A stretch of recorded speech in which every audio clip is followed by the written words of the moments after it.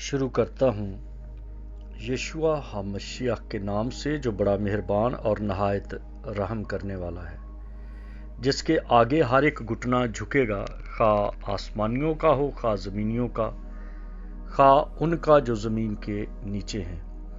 MCM university کے تمام students اور مبارک منسٹری کے ساتھ خدمت کرنے والے بھائیوں بہنوں کو سلام، شالوم، جے مسیح کی۔ میرے دوستو، آج جو ہماری یہ کلاس ہے، یہ سیشن ہے، اس میں کچھ سوال ہیں اور ان سوالوں کے جواب ہیں اور کچھ تفصیل ہے۔ سوال ہے کہ جو مجھے اس بات پر زور دے کر پوچھا گیا کہ جناب یہ جو عزازیل کے بارے میں آپ نے بات کی ہے کہ یہ سارجنٹ کا کردار ادا کرتا ہے، کیا یہ خدا کی طرف سے ہے یا یہ ابلیس کی طرف سے ہے؟ تو پہلا جواب عزازیل کے بارے میں کہ یہ خدا کی طرف سے ہے، اور اس کا کوئی کام نہیں کہ کسی کو آزمائے، اس کا کوئی کام نہیں کہ کسی پر اپنی طرف سے کوئی بات بنائے، اس کا کام ہے صرف نگاہ رکھتا ہے۔ یہ الزام نہیں لگاتا، یہ کسی کو ڈی ٹریک نہیں کرتا، یہ کسی کو ورگ نہیں لگاتا، یہ کسی کو کچھ بھی نہیں کہتا، یہ صرف نگاہ رکھتا ہے کہ کون سا شخص ہے جو قوانین کے مطابق چلتا ہے اور کون ہے جو قوانین کے مطابق نہیں چلتا، جس کے بارے میں مسیح نے کہا کہ اگر تم مجھ سے محبت رکھتے ہو تو میرے حکموں پر عمل کرو گے۔ اب حکم کون سے ہیں؟ یہ بھی ایک سوال ہے۔ یہ مجھے انڈیا سے سوال آیا ہے کہ احکام کے بارے میں جو آپ نے ویڈیو پیش کی اور اس پہ آپ نے کہا کہ موسیٰ سے پہلے احکام ملے، تو یہ کون سے ہیں؟ تو میرے دوستو، میری کوشش ہوتی ہے کہ جو بھی بات آپ کے ساتھ کرتا ہوں وہ تحقیق کے ساتھ کرتا ہوں، مشاہدے کے ساتھ کرتا ہوں، آرامی کو کنسیڈر کرتا ہوں، عبرانی کو کرتا ہوں، اور پھر ان کی روایتوں کو کرتا ہوں، پھر آپ کے ساتھ بات کرتا ہوں۔ مجھے جہاں تک تھوڑا بہت علم ہے مشنا کے بارے میں، تناک کے بارے میں، تالمود کے بارے میں اور جبلی کے بارے میں، اور جو کئی طرح سے ان کی اب کی باتیں جو ہیں ان کے بارے میں، وہ سارا کچھ نچوڑ کے دیکھ کے تو پھر آپ تک پہنچایا جاتا ہے، تاکہ آپ جو دور افتادہ علاقے میں ہیں، جو تھرڈ ورلڈ کنٹریز میں ہیں، جو ابھی تک خواب دیکھتے ہیں کہ ہم ترقی کریں، اور جو یورپ امریکہ میں لوگ پڑھائی کے لیے آتے ہیں، انہیں کہا جاتا ہے کہ وہ ایڈوانس ایجوکیشن کر رہے ہیں، وہ جی ہائی ایجوکیشن کر رہے ہیں۔ تو جو ہائی ایجوکیشن والے ہیں اب ان کی باتوں کو سمجھیں، یہ نہ ہو کہ جیسے کنویں کا مینڈک ہوتا ہے تو اس کے تصور میں بھی کبھی نہیں آیا کہ دریا کیا ہے، تو سمندر کی تو بات ہی چھوڑ دو نا، وہ تو دریا کا بھی تصور نہیں کرتا۔ میں نے پہلے بھی کئی بار ایک مثال دی ہے کہ ایک مچھلی کنویں میں گر گئی، وہ سمندری مچھلی تھی، تو وہ مینڈک اس کو پوچھتا ہے تو کہاں رہتی ہے، کہاں سے آئی ہے، تو وہ بتاتی ہے کہ تو یہاں پر رہتا ہے تو میں سمندر سے آئی ہوں۔ تو وہ کہتا ہے سمندر کتنا بڑا ہوتا ہے؟ وہ کہتی ہے بہت بڑا۔ وہ بھاگتا ہے مینڈک کنویں میں، کبھی ادھر جاتا ہے کبھی ادھر جاتا ہے، گھومتا ہے، ڈبکی لگاتا ہے۔ وہ کہتی نہیں اس سے بھی بڑا۔ پھر اور وہ آخر کار وہ ہانپ جاتا ہے، تھک جاتا ہے، کہتا ہے تو جھوٹ بولتی ہے۔ تو اس نے کہا کہ اس سے یہ بات ہے کہ تیرے خیال میں بھی نہیں وہ آ سکتی جگہ جہاں سے میں آئی ہوں۔ اسی طرح جو تھرڈ ورلڈ کنٹری کے لوگ ہیں ان کے خیال میں بھی نہیں آتا کہ بنی اسرائیل کی جڑیں کتنی گہری ہیں، ان کے سورس آف نالج کیا ہے، ان کی بیس کس جگہ پر ہے۔ جو تھرڈ ورلڈ کنٹری کے لوگ ہیں ان کے لیے آسان طریقہ ہے، گو یہ بات ترش ہے لیکن ان کے لیے آسان طریقہ ہے، غیر زبان بولنے میں دعا کرو اور پھر ہیلنگ منسٹری چلاؤ اور پھر پروفیسیز کرو۔ اب پروفیسیز کی کیا بات ہے، کہہ دو جو کہنا ہے، بس وہ ہوگا نہ ہوگا تو آپ کو کون سا کسی نے رسا باندھ لینا ہے۔ اور پھر غیر زبان میں دعا کرو تو کرتے جاؤ، نہ آپ کو خود پتا ہے نہ سننے والوں کو پتا ہے، سب سے آسان ہے، دلی دعا آتی نہیں اور بس ادھر سے بولتے جاؤ، روح القدس کا مذاق بنایا ہوا ہے۔ اور تیسری بات ہیلنگ کی، کہ جو لوگ پہلے ڈاکٹروں سے دوائیاں کھاتے رہتے ہیں وہ تھک جاتے ہیں، وہ کبھی کسی چرچ میں آ جائے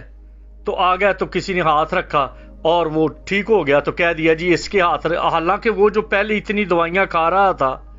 انہی دوائیوں کا انہی انجیکشنز کا تو اب اثر ہوا ہے اور نام لگ گیا اس پکھنڈی کا جس نے اپنی روٹی روزی کا سسٹم شروع کیا ہے۔ کیونکہ خدا کو جاننے کے لیے یسوع کو جاننا ضروری ہے، اور یسوع کی تعلیم جو تھی وہ یہ نہیں کہ صرف ہیلنگ ہے، وہ تعلیم دیتا رہا گاؤں گاؤں شہر شہر، ان کے عبادت خانوں میں، ان کے سینیگاگ میں، ان کے بڑے بڑے اجتماعوں میں وہ تعلیم دیتا تھا۔ یہ کہ آپ پڑھ سکتے ہیں لوکا کی انجیل میں کہ خدا کا روح مجھ پر ہے، اس نے مجھے قیدیوں کو رہائی، اندھوں کو بینائی، کچلے ہوں کو آزاد کرنا اور خدا کے سالے مقبول کی منادی کرنا۔ یہ میرے ذمے میں ہے، میں اس لیے آیا ہوں کہ وہ زندگی پائیں اور کثرت سے پائیں۔ پھر صاف نظر آتا ہے کہ جیسے ہی بیابان سے مسیح خداوند لوٹے تو انہوں نے منادی کرنا اور یہ کہنا شروع کیا کہ توبہ کرو کیونکہ آسمان کی بادشاہی نزدیک آ گئی۔ جیسے میں نے پہلے بھی بتایا کہ توبہ کا جو میسج ہے وہ ہے یونانی زبان کے لفظ مٹا نویا سے، یعنی کہ رستہ موڑنا، مڑ جانا، یو ٹرن کرنا، کمپلیٹلی مڑ جانا، مکمل طور پہ جیسے ایرو کی طرح ہک ہوتی ہے اسی طرح مڑ جانا، جدھر جا رہے ہو منہ مشرق کی طرف ہے تو مغرب کی طرف ہو جائے، اس کو کہتے ہیں توبہ۔ اس کی تو منادی نہیں، اگر یہ کریں گے تو لوگ چرچ سے کم ہو جائیں گے، لوگ آئیں گے نہیں، لوگوں کو بتایا جائے گا یرمیہ کی طرح یا حزقیل کی طرح یا یسایہ کی طرح کہ یہ لوگ ہونٹوں سے تو میری تعظیم کرتے ہیں اور ان کے دل مجھ سے دور ہیں، تو کیسے یہ ڈرامہ چلے گا، کیسے سیلیبریٹیز بنے ہوں، کس طرح سے یہ بڑی بڑی گاڑیاں آ جائیں گی، کس طرح سے یہ ریچھ نچانے والے کپڑے پہنیں گے، پینٹ کسی رنگ کی، جوتی کسی رنگ کی، ٹائی کسی رنگ کی، کوٹ کسی رنگ کا، نہ تعلیم سکول کی، نہ معاشرے کی، نہ دنیا داری کی، اور چلے ہیں قوم کو لیڈر بن کے دکھا رہے ہیں، رہنمائی کر رہے ہیں۔ رہنما کے لیے بڑی بڑی دیر تک بزرگوں سے جھڑکیاں سننی پڑتی ہیں، ڈانٹ سننی پڑتی ہے۔ 3.5 سال یسوع کے ساتھ شاگرد رہے، 3 سال پالوس گیملیل کے ساتھ رہا، پھر وہ عربوں میں جا کر اس نے ساری جو حقیقی تعلیم تھی وہ سیکھی، حننیہ کے ساتھ رہا۔ تو یہ ساری چیزیں آپ دیکھو تو آج خود کو دیکھو کہ ہم کس طرح سے ہیں، اور جو کوئی آپ کو سکھاتا ہے یا بتاتا ہے یا انفارمیشن دیتا ہے آپ اس کے بارے میں یہ کہہ دیتے ہو کہ یہ جھوٹ ہے، کیونکہ آپ مینڈک ہو کنویں کے، آپ اسی جگہ پر رہنا چاہتے ہو، اسی جگہ پہ پھدکتے رہتے ہو، چھت پہ عبادت کر لی، گلی میں کر لی، ڈول ڈمکے کر لیے، اور کیا یہ آپ کے میسج میں مسیح کا میسج ہے؟ مسیح کی تعلیم ہے؟ کیا اس نے صرف شفا کے لیے بھیجا؟ اور یہ اتنی بڑی بڑی فیکٹریاں دوائیوں کی، یہ ہاسپٹل یہ بیکار میں تھے؟ کیا اس وقت نہیں تھا بیت ہسدہ پہ؟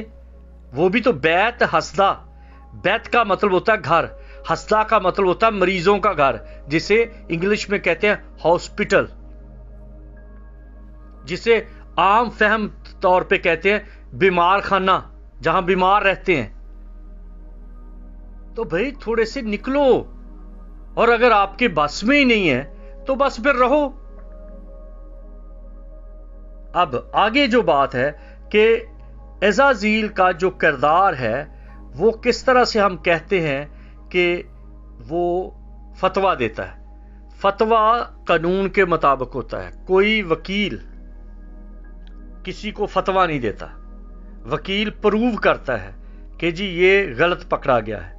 لیکن فتویٰ دینے والا جو ہے وہ قانون ہے۔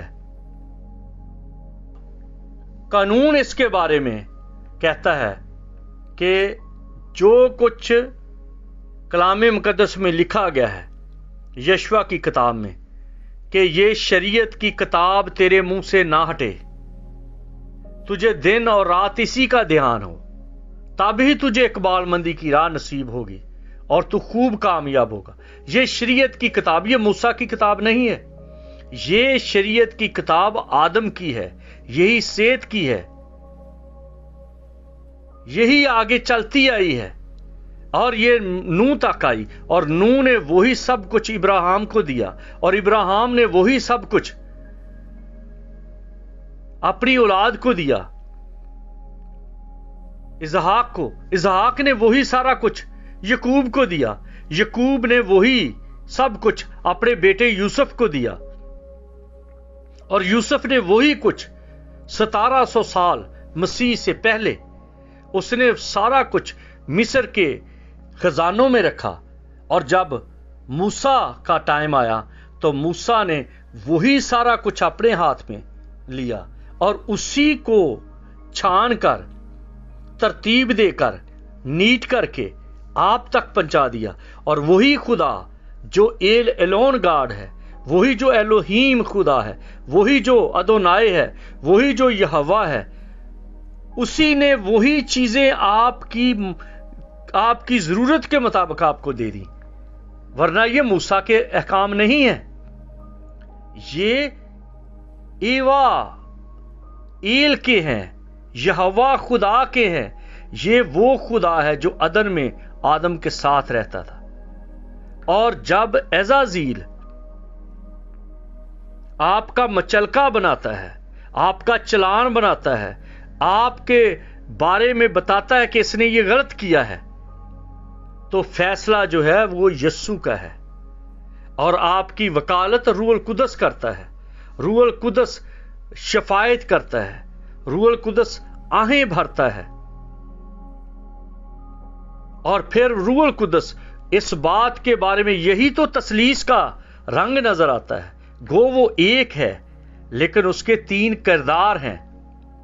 باپ ہونے کی حیثیت سے وہ خالق ہے، بیٹا ہونے کی حیثیت سے وہ نجات دہندہ ہے، اور مددگار ہونے کی حیثیت سے وہ روح القدس ہے، اور رہنمایا ہونے کی حیثیت سے وہ روح القدس کی تاثیر جو مقدسین میں کام کرتی ہے وہ ہے۔ اس لیے مسیح نے یوحنا کی انجیل 17ویں باب میں کہا کہ تم مجھ میں ہو، میں باپ میں ہوں، اور ہم ایک ہیں۔ اس لیے ان باتوں کو سمجھیں، فرشتوں کے بارے میں، ان کی ڈیوٹیز کے بارے میں، کیونکہ خدا کے صرف فرشتے نہیں ہیں، سب سے پہلے خدا خود ہے جو آسمانی باپ ہے، پھر اس کے بیٹے ہیں، پھر کروبی ہیں، سرافیم ہیں، اور پھر فرشتے ہیں، اینجلز جو ہیں، جو خبر رساں ہیں، جو مددگار ہیں، جو واریر ہیں، اور جو بیٹے ہیں۔ اور بیٹوں میں میں ضرور کسی دن بتاؤں گا بیٹوں میں کون کون آتے ہیں، کون کون سے ہیں۔ یہ عام لفظ جیسے انسان کا ایک ہی نشان ہے اور اس کو کہا جاتا ہے انسان، مین، لیکن اس مین میں उस इंसान में बादशाह भी हैं, शरीफ भी हैं, गरीब भी हैं, बागी भी हैं, ताबेदार भी हैं, लेकिन हैं वो इंसान। ओवरऑल हम सबको कहते हैं फरिश्ते, लेकिन उन फरिश्तों में जो बड़े हैं वो भी हम कह देते हैं अपनी समझ के मुताबिक फरिश्ते। हम करूबियों को भी फरिश्ते कह देते हैं, जो सराफीम है उनको भी फरिश्ते कह देते हैं, जो बेटे हैं उनको भी फरिश्ते कह देते हैं। और बाइबल कई जगहों पर इस्तियारे के तौर पर बयान कर रही है, जैसे हिजकियेल में कहा गया है, तू जो कहता था मैं ये, वो हिजकियेल की किताब में बादशाह की बात हो रही है। और आजकल के लोगों ने और जो थियोलॉजिस्ट बने हैं आजकल, उन्होंने टोटल खींच के तो उसको अबलीस पे लगा दिया है, ये जी उसकी बात है। भाई वो एक इस्तियारा है। इसलिए जो वे ऑफ स्टडी है उसमें आप देखिए कि अगर किसी के बच्चे को कहा जाता है कि फलां का बेटा तो शेर है, तो बड़ी मुमल सी बात लगती है कि क्या उसकी बीवी ने एक शेर का बच्चा जन्म दिया है। या कहा जाए कि ये तो लड़का जो है ये तो बिल्कुल शैतान है, क्या शैतान जो है वो उनके घर में जन्म लिया उसने। ये इस्तियारे हैं। तो इसलिए जब आप बाइबल को स्टडी करते हैं तो स्टडी करने का तरीका जानिए। ये बड़ा आसान है। मूछें रखकर हर बंदा अपने आप को साबित करता है कि मैं ये हूं, ये बात नहीं होती। ना हर शख्स अपने आप को इस बात में फिट कर सकता है। अब आइए आगे। जो एक सवाल ये भी आया कि जी आपने दी शैतान कहा एक, और एक कहा शैतान जिसे अबलीस कहा है, इसमें क्या फर्क है। तो मेरे भाई मैंने पहले भी बताया था कि एक चीज होती है जिसमें प्रैक्टिस की जाती है, एक्सरसाइज की जाती है। चांदमारी की मैंने मिसाल दी थी कि आर्मी में जो चांदमारी होती है वहां पर दोनों साइड पे अपने ही फौजी होते हैं, लेकिन प्रैक्टिस की जाती है ताकि हमें लड़ना आ जाए, ताकि असला इस्तेमाल करना आ जाए। और इसी तरह से खुदा के पास भी ऐसे फरिश्ते हैं जो मुकद्दसों को इस प्रैक्टिस में लेके आते हैं कि जब हालात ऐसे आ जाएं, अबलीस के साथ मुकाबला हो, जिसका जिक्र पतरस कहता है। आप पढ़ के देख सकते हैं कि पतरस की खत में लिखा है कि ये जो मुसीबत की आग तुम्हारे दरमियान भड़की है, तो ये जो आग भड़की हुई है इसमें आप इससे ताज्जुब ना करो। ये भड़की हुई आग जो है ये आपको मजबूत करती है, आपको इस तरह से करती है कि आप मुसीबतों में से गुजर जाओ। और पालूस कहता है कि मैं मारता कूटता और अपने आप को काबू में रखता हूं। वो एक फर्क तरीके से प्रैक्टिस कर रहा है, एक तरफ से मुसीबतों में से गुजर कर। और फिर ग्रंथियों के खत में लिखा है कि जब मुकद्दसों पर मुसीबत आती है तो वो उनको खालिस करती है ताकि वो बेईमानों के साथ मुजरम ना ठहरें।